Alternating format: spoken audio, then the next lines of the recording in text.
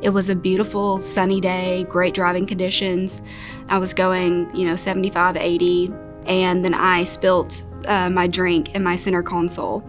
And not even thinking about it, I leaned over to my glove compartment and opened it to get a napkin. And when I leaned, my left hand pulled the steering wheel, and I went off of the road. And when I looked back up, I was on the grass median going straight for trees, and there was just no time to stop. So I ended up hitting the trees. I had my seatbelt on and everything like that, but my airbag did not deploy. They ended up med-flighting me to a hospital in South Carolina, and I was there for almost 2 months in ICU.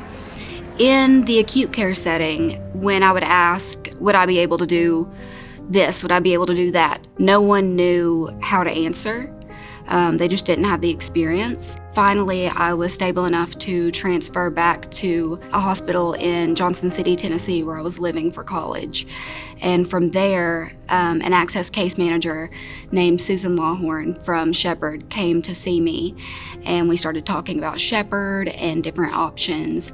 And that's when we really got interested in Shepherd and Shepherd only for my rehabilitation.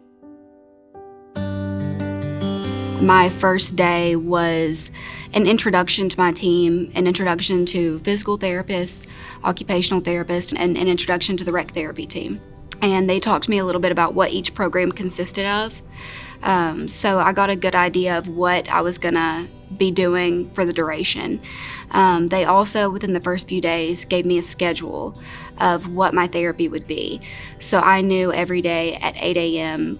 what my day would start with and what my day would end with. The rec therapy did a lot for me. Just getting back out into the community, interacting with other people. Actually, the first time they ever took me out of the hospital, we just went up the hill to Chick-fil-A. And all they said was, we're gonna go get a milkshake. So I was like, okay, yeah, if that's therapy, then I'll go get a milkshake. I thought that sounded great. Little did I know they were gonna have me push all the way up what they call Cardiac Hill in like 90-degree Atlanta summer. So about halfway up that hill, I decided a milkshake was not worth it. And I finally got to the top of the hill and got to the Chick-fil-A and thought, okay, I made it to the top of the hill, I'm here, it's done. And so we're at the door to Chick-fil-A, and I'm just kind of looking at the rec therapist like, are you gonna get the door? Or, I mean, even something so simple was, it could be embarrassing. But I had a rec therapist who was joking with me the whole time. I had my mom who was laughing with me the entire time. And it gave me an opportunity to laugh at the things that you can laugh at, and it's just a fun memory.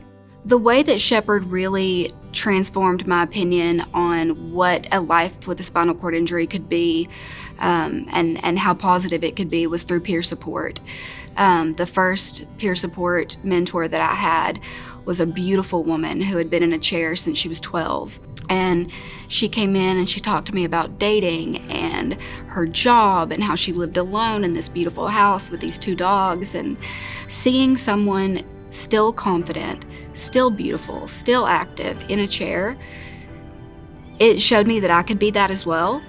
And that's when my motivation turned from rehabilitation of walking to a rehabilitation of just my full self, being able to live this life and sit down and know that it'll be okay.